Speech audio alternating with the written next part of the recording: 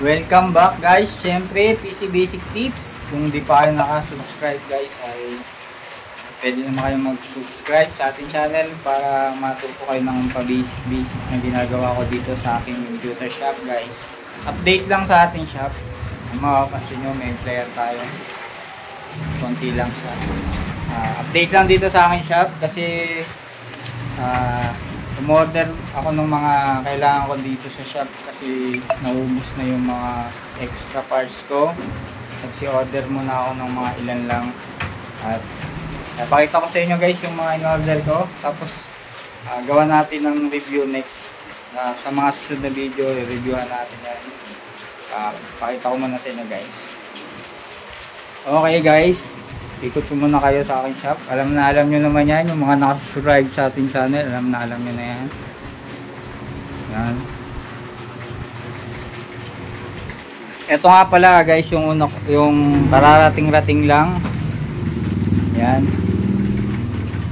Ano to guys, A4 Tech na mouse. Gagawa natin ng review ulit yan sa mga susunod na video natin. Yan. A4 Tech na mouse kasi naubos na yung aking mga mouse. Nagagamit ko rin sa aking shop.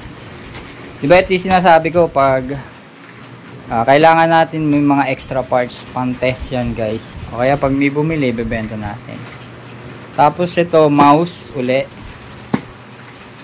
Mouse na Gundam para dun sa cyborg na Gundam. Ito, mouse din yan, pang Gundam yan guys.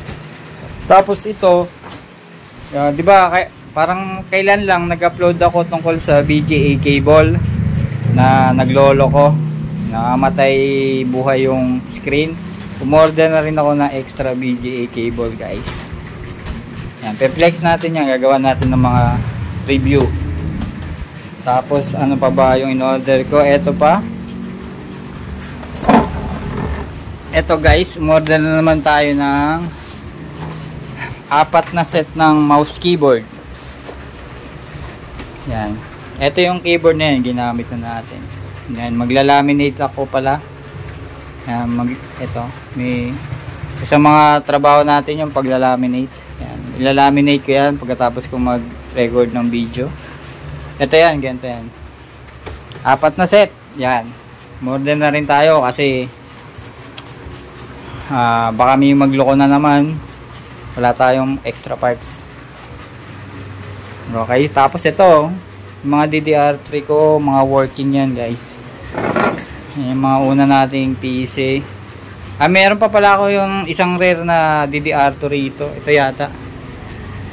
Yung unang nag-start ako mag-computer shop, si Windows XP pa ang OS na gamit. Ito.